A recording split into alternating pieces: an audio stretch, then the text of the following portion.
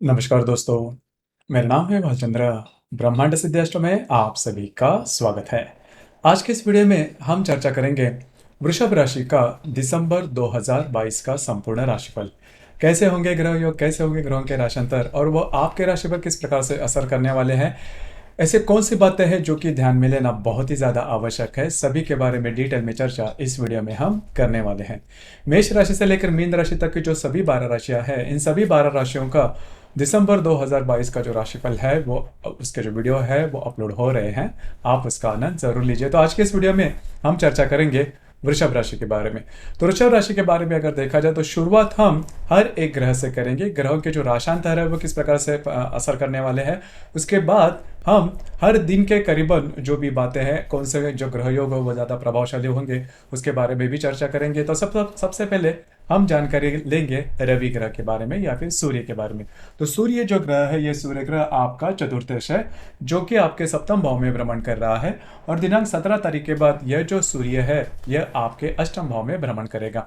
तो पिछले करीबन 10-15 दिनों में आपने देखा होगा कि आपके जो वैवाहिक जोड़ीदार है वो थोड़ा सा आपके ऊपर हावी हो रहे हैं, और जिसकी वजह से थोड़े आप दोनों में कॉन्फ्लिक्ट भी हो रहे हैं। लेकिन ये जो बात है वो करीबन इस महीने के मतलब दिसंबर के 17-18 तारीख तक रहेगा। उसके बाद ये जो बातें हैं उनका जो आपके ऊपर हावी होना है वो काफ़ी मायनों में कम होता हुआ नजर आएगा, जो कि आपके लिए काफ़ी अच्छी और महत्वपूर्ण बात होगी। लेकिन यहाँ पर और एक जो बात है उस पर ध्यान देना आवश्यक है। आपके घर के जो पुरुष वर्ग होंगे उनके स्वास्थ्य के बारे में थोड़ा ध्यान देना होगा। अगर वो किसी बीमारी से जूझ रहे हैं तो स्वास्थ्य के बारे में चौकन्ना रहना काफ़ी ज़्यादा महत्वपूर्ण होगा। तो दो तीन बातों से अगर देखा जाए तो ये जो सूर्य का जो भ्रमण है आपके जो वैवाहिक जोड़ीदार है उनके नज़रे से देखा जाए तो आपके लिए शुभ फलदायी साबित होगा। उसी प्रकार आपके वास्तु के बारे में, अगर आपको कोई नई वास्तु लेनी है या फिर रिनोवेट करना है, जो भी काम वास्तु के बारे में करना है वो आप 17-18 तारीख से पहले अगर करते हो तो वो आपके लिए अच्छा होगा, क्योंकि 17-18 तारीख के बाद का जो समय है वो इतना फेवरेबल नहीं है वास्तु के बारे में कोई भी बात करने के लिए। मतलब अगर आपको नई लेनी है, रिनोवेट करनी है या फिर अपनी वास्तु बेचनी है, उसके संदर्भ में ये जो पर्टिकुलर कालावधि दिनांक 18-19 तारीख के बाद का वो फेवरेबल नहीं होगा। उससे पहले आप जो बातें हैं वो कर सकते हो। उसके बाद हम चर्चा करेंगे मंगल ग्रह के बारे में। अब ये जो मंगल ग्रह है, ये मंगल ग्रह आपका सप्तमेश भी है और आपका व्यय भी है, जो कि आप ही के राशि में भ्रमण कर रहा है और वक्री अवस्था में है। तो ये जो बात है आपके लिए बहुत ही ज़्यादा महत्वपूर्ण होती है। जैसे मैंने कहा कि ये जो रवि के भ्रमण के बारे में मैंने कहा कि जो रवि है इसकी वजह से आपके जो वैवाहिक जोड़ीदार वो आपके ऊपर हावी हो गए। अब यहाँ पर ये जो बातें आप में और आपके वैवाहिक जोड़े में, वैवाहिक जो जोड़ीदार है उसमें जो बातें हैं वो थोड़ी सी कॉम्प्लिकेटेड हो सकती है। और वैसे देखा जाए तो आपकी जो राशि है वो कूल एंड कलेक्ट मानी जाती है, लेकिन मंगल जैसे कि वक्री हो चुका है आपके राशि में, तो इस वजह से आप बहुत ज़्यादा एक्टिव रहोगे। ये बात तो सही है, आप काफ़ी ज़्यादा एक्टिव रहोगे, लेकिन आपके जो इमोशंस हैं वो भी काफ़ी हाई एंड पर रहेंगे। नॉर्मली देखा जाता है कि जो वृषभ राशि के व्यक्ति होते हैं वो काफ़ी शांत स्वरूप होते हैं, बहुत सोच समझ कर काम करने वाले होते हैं। लेकिन जो मंगल का जो वक्री है आपके राशि में वो आपको एक्टिव, फिजिकली बहुत एक्टिव करेगा। जो भी काम है वो काम आप शेड्यूल्ड रूप से करेंगे और बहुत ज़्यादा एनर्जी भी आप में दिखाई देगी। नॉर्मल तौर पर जो देखा जाता है उससे भी ज़्यादा आप में एनर्जी देखी जाएगी, लेकिन उसके चलते आपकी जो भावनाएं होंगी वो भी काफ़ी तीव्रतम देखी जाएगी और इसका सीधा सीधा असर आपके म्यूचुअल रिलेशनशिप पर हो सकता है। तो आपको उसी के ऊपर थोड़ा सा ध्यान देना होगा। और इस कालावधि में, मतलब जो मंगल वक्री है आपके लगन में या फिर आपके राशि में, इस वजह से होगा कि आपका जो घूमना फिरना है, आपका जो ट्रैवलिंग है वो भी काफ़ी ज़्यादा हो सकते हैं। तो ये जो मंगल है वो 2-3 रूप से आप पर हावी हो सकते हैं या फिर इसका जो प्रभाव है वो काफ़ी इजीली देखा जा सकता है। इसके बाद हम चर्चा करेंगे बुध ग्रह के बारे में।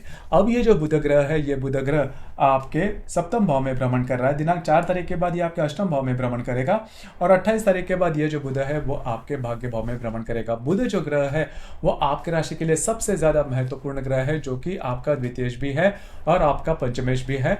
मतलब जिसे हम पैसे के मामले में अगर देखा जाए तो ये बुध सबसे ज़्यादा महत्वपूर्ण ग्रह हो जाता है, जो कि काफ़ी समय तक आपके अष्टम भाव में भ्रमण करेगा। मतलब 4 तारीख से लेकर 28 तारीख तक का जो समय है, इसमें ये आपके अष्टम भाव में भ्रमण करेगा।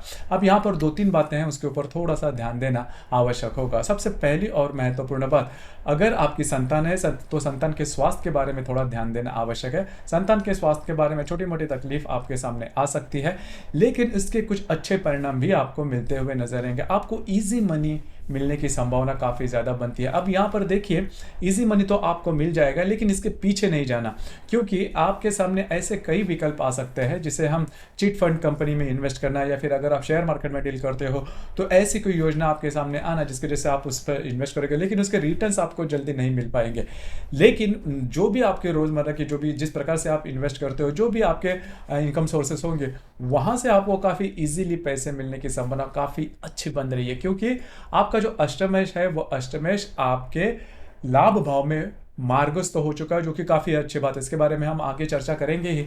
लेकिन ये जो बुध का भ्रमण है वो आपके लिए बहुत ही ज़्यादा शुभ फलदायी साबित होगा, खास करके पैसे के मामले में। आपको इजी मनी इस महीने में काफ़ी इजीली मिल सकते हैं। तो पैसों के मामले में किसी भी प्रकार की दिक्कत, किसी भी प्रकार का स्ट्रेस या फिर टेंशन आपको बिल्कुल भी नहीं आएगा। लेकिन अगर आप किसी के रिलेशनशिप में हैं, वहां पर छोटी मोटी बातों को लेकर तकरार हो सकती है, लेकिन जैसे मैंने कि वो छोटी मोटी बातें ही होंगी, इसकी वजह से आपके रिलेशनशिप ब्रेकअप होना, इस प्रकार की जो बातें हैं वो नहीं होंगी। लेकिन कुल मिला के देखा जाए तो ये जो बुध का भ्रमण है वो आपके लिए काफ़ी ज़्यादा शुभ फलदायी साबित होगा।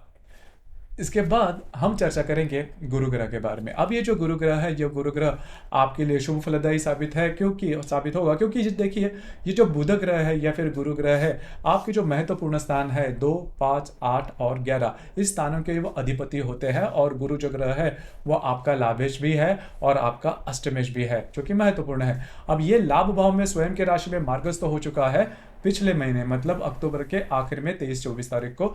लेकिन इसके जो परिणाम है वो आपको इस महीने में मिलना शुरू हो जाएंगे। जो भी आपके अटके हुए काम है, जो कि नहीं हो रहे हैं पैसे के मामले में, पिछले करीबन 3-4 महीनों में आपने देखा काफ़ी ज़्यादा दिक्कतों का आपने सामना किया था। लेकिन ये जो गुरु का भ्रमण अब जैसे ही चालू हो जाएगा, मतलब ये मार्गस्थ हो जाएगा, उसके कुछ अच्छे परिणाम, कुछ मतलब बहुत अच्छे परिणाम आपको मिल सकते हैं।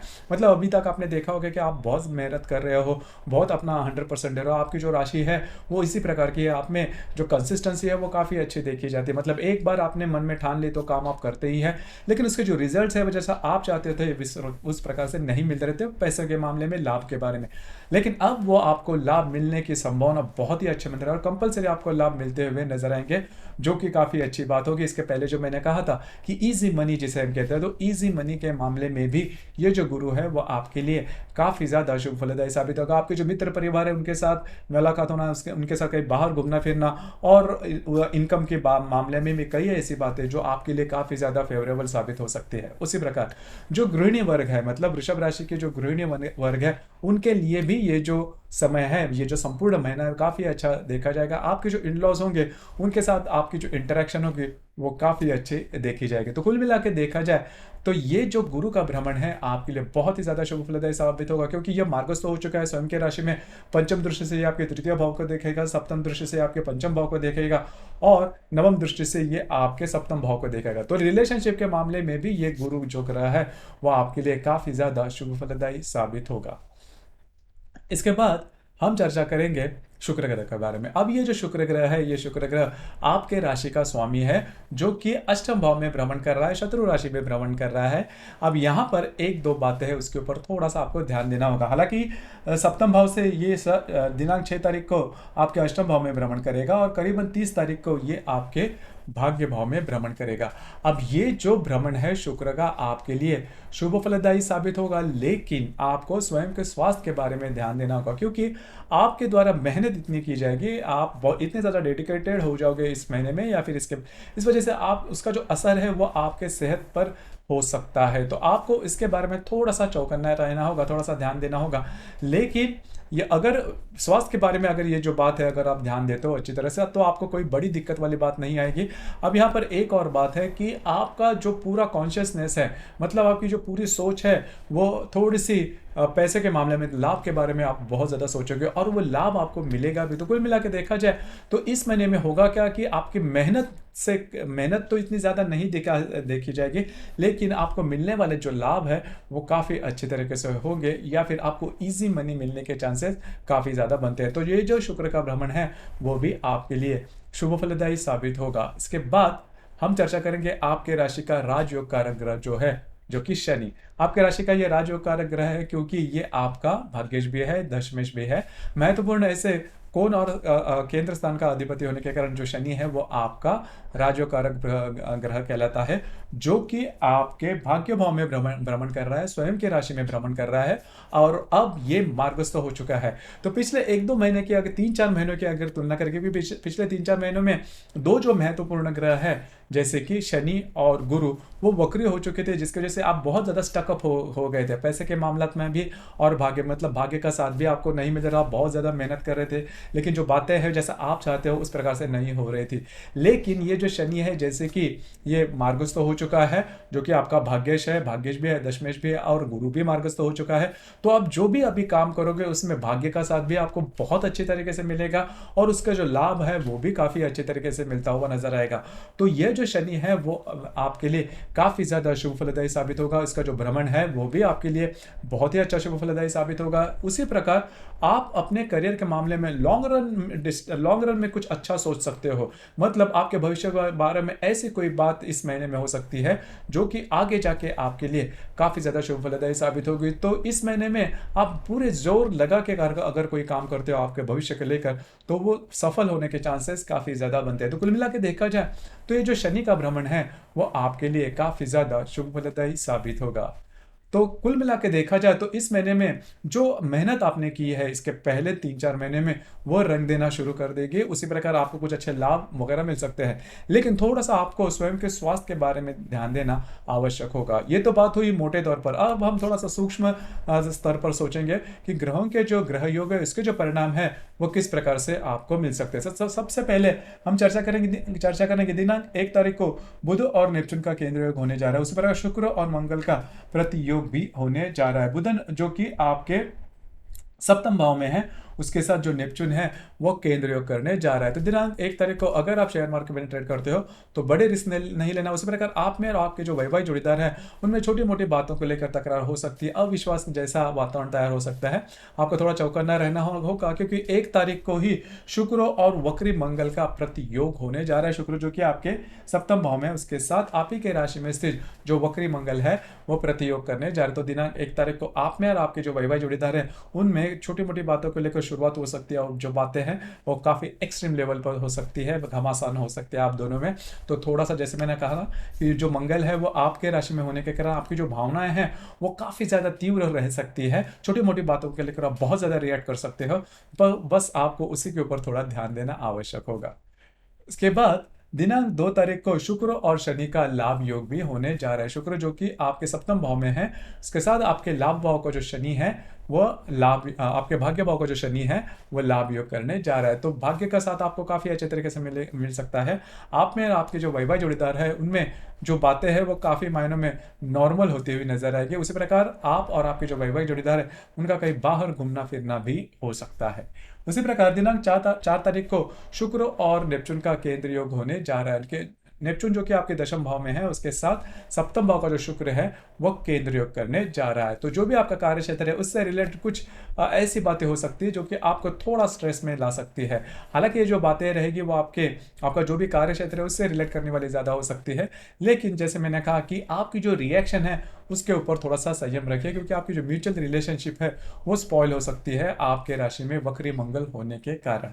उसी प्रकार इसके बाद रवि और मंगल का प्रति योग भी होने जा रहा है। रवि जो कि आपके सप्तम भाव में भ्रमण करेगा, उसके साथ आप ही के राशि का जो वक्री मंगल है वो प्रति योग करने जा रहा है। तो घर के जो लोग हैं उनके साथ और आपके जो वैवाहिक जोड़ीदार है उनके साथ छोटी मोटी बातों को लेकर फिर से तकरार हो सकती है। स्वयं पर कंट्रोल रखिए क्योंकि जैसे इसीलिए मैंने शुरुआत में कहा कि आपको स्वयं पर कंट्रोल करना इस महीने में ज़्यादा आवश्यक है। अगर आप वो अच्छी तरह से कर पाते हो तो जो भी दिक्कतें हैं, जो भी प्रॉब्लम है घर से लेकर या फिर आपके जो वैवाहिक जोड़ीदार है उनसे लेकर, उसमें कोई बड़ी प्रॉब्लम कॉम्प्लिकेशन देखने नहीं मिलेगी। इसके बाद हम चर्चा करेंगे रवि और शनि का लाभ योग भी होने जा रहा है। रवि जो कि आपके सप्तम भाव में है, उसके साथ आपके लाभ भाव का जो शनि है वो लाभ योग करने जा रहा है। आपके भाग्य भाव का जो शनि है वो लाभ योग करने जा रहा है। दिनांक 12 तारीख को ये योग होने जा रहा है। तो घर के जो लोग हैं उनके साथ आपकी जो हारमोनी है वो अच्छी देखी जाएगी। आपकी जो वैवाहिक जोड़ीदार है उनके साथ भी जो तने हुए रिश्ते हैं वो काफ़ी मायनों में नॉर्मल होते हुए नजर आएंगे। कहीं बाहर घूमना फिरना भी हो सकता है। उसी प्रकार दिनांक 14 तारीख को रवि और नेपच्यून का केंद्र योग होने जा रहा है। रवि जो कि आपके सप्तम भाव में है, उसके साथ आपके दशम भाव का जो नेपच्यून है वो केंद्र योग करने जा रहा है। तो छोटी मोटी बातों को लेकर घर के जो लोग हैं उनके साथ ऐसी छोटी मोटी बातों को लेकर प्रॉब्लम हो सकती है, लेकिन इसका बड़ा कोई जो परिणाम है वो आपके रिलेशनशिप पर, मतलब आपके घर के जो लोग हैं उनके साथ ऐसी कोई बड़ी बात नहीं होगी। लेकिन जो भी चिटपुट जो बातें हो रहती है घर पर, उसी प्रकार का कुछ अनुभव आपको इन दिनों में आ सकता है। उसी प्रकार दिनांक 17 तारीख को बुध और हर्षल का त्रिकोण योग होने जा रहा है। बुध जो कि आपके अष्टम भाव में है, उसके साथ आपके व्यय भाव का जो हर्षल है वो त्रिकोण योग करने जा रहा है। अब ये जो त्रिकोणीय योग है वो दिनांक 17 तारीख को होने जा रहा है। ये त्रिकोणीय योग आपके लिए काफी ज्यादा शुभ फलदायी साबित होगा। पहले सबसे महत्वपूर्ण बात, इजी मनी आपको मिल सकते हैं, या फिर इजी मनी किस तरह से इनकम इसका की जाए, या फिर इनकम सोर्सेस किस तरह से बढ़ाया जाए, या फिर प्रत्यक्ष रूप में भी आपको कुछ अच्छे लाभ आप मिल सकते हैं। ये जो बुध हर्षल का त्रिकोणीय योग है आपको कुछ अच्छे आइडियाज या फिर कुछ अच्छे इंट्यूशंस भी दे सकता है, जिसकी वजह से आपकी जो इनकम है उसमें बढ़ोतरी हो सकती है। उसी प्रकार अगर आप शेयर मार्केट में ट्रेड करते हो तो इन दिनों में कुछ ऐसे लाभ मिल सकते हैं जिसके बारे में आपने सोचा भी नहीं था, या फिर कुछ अच्छे इंट्यूशंस वगैरह भी आ सकते हैं। तो ये जो बुध हर्षल का जो त्रिकोण योग है वो आपके लिए बहुत ही ज्यादा शुभ फलदायी साबित होगा।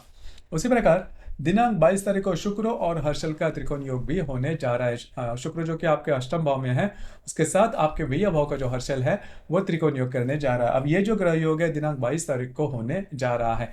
यहाँ पर अगर आप मतलब विवाहित हो तो आपके जो इन लॉज होंगे उनसे आपको कुछ अच्छे लाभ वगैरह मिलने की संभावना बहुत ही अच्छी बन रही है। उसी प्रकार जो भी आपका कार्य क्षेत्र है वहां पर के जो लोग होंगे उनसे भी आपकी जो इंटरेक्शन है वो काफी अच्छी देखी जाएगी। उसी प्रकार अगर आप नौकरी बदलना चाहते हो या फिर कुछ अच्छे नौकरी के बारे में सोच रहे हो, अगर आप जॉबलेस हो तो आपको कुछ अच्छे अपॉर्चुनिटी वगैरह इन दिनों में मिलने की संभावना बहुत ही अच्छी बन रही है। उसी प्रकार दिनांक 24 तारीख को बुध और नेपच्यून का लाभ योग भी होने जा रहा है। बुध जो कि आपके अष्टम भाव में है, उसके साथ आपके दशम भाव का जो नेपच्यून है वह लाभ योग करने जा रहा है। अब ये जो लाभ योग है वो भी आपके लिए इंपॉर्टेंट है, महत्वपूर्ण है। जो भी आपका कार्य क्षेत्र है उससे रिलेटेड कुछ अच्छी बातें हो सकती है। खास करके अगर आप बिजनेस करते हो तो उसमें कुछ अच्छी इन्वेस्टमेंट वगैरह हो सकती है जो कि भविष्य में जाके आपके लिए फायदेमंद साबित हो सकती है। कुछ अच्छा अपॉर्चुनिटी वगैरह भी आपको मिल सकती है।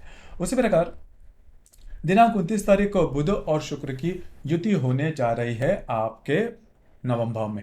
अब ये जो युति है आपके लिए काफी ज्यादा महत्वपूर्ण, बहुत ही ज्यादा शुभ फलदायी साबित होगी।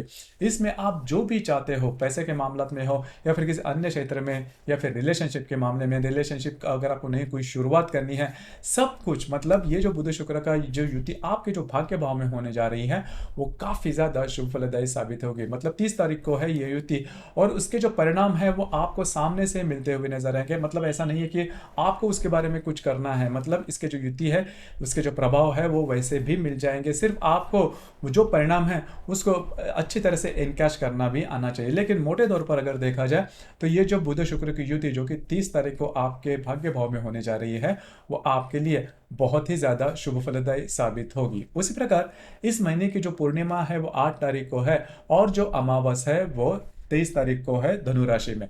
तो पूर्णिमा और अमावस के दिन किसी भी प्रकार के महत्वपूर्ण काम या फिर निर्णय, डिसीजन बिल्कुल भी नहीं लेना, क्योंकि सबसे इंपॉर्टेंट बात क्या है कि आपकी राशि में ही मंगल जो है वो वक्री, इसकी वजह से आपकी जो भावनाएं हैं वो काफी ज्यादा एक्टिव रहेगी, जैसे मैंने शुरुआत में कहा। और उसमें अगर पूर्णिमा और अमावस के दिन हो तो होता क्या है कि इन दिनों में वैसे भी देखा जाए तो हमारी जो भावनाएं होती है वो काफी ज्यादा, क्योंकि रविचंद्र का जो आकर्षण होता है पृथ्वी के प्रति वो बहुत ही ज्यादा पाया जाता है। इस वजह से हमारी जो भावनाएं काफी ज्यादा प्रदीप्त हो सकती है, और आपके राशि में मंगल होने के कारण ये बात काफी ज्यादा इसमें बढ़ोतरी हो सकती है। तो किसी भी प्रकार के महत्वपूर्ण जो निर्णय है वो इन दिनों में बिल्कुल भी नहीं लेना। तो दोस्तों ये था वृषभ राशि का दिसंबर 2022 का संपूर्ण राशिफल। आपको ये राशिफल कैसे लगा, आपने किस प्रकार से अनुभव किया, नीचे कमेंट बॉक्स में जरूर कमेंट करना। और अपना ये जो चैनल है ब्रह्मांड सिद्धि एस्ट्रो, इसे भी लाइक, शेयर और सब्सक्राइब जरूर करना। धन्यवाद।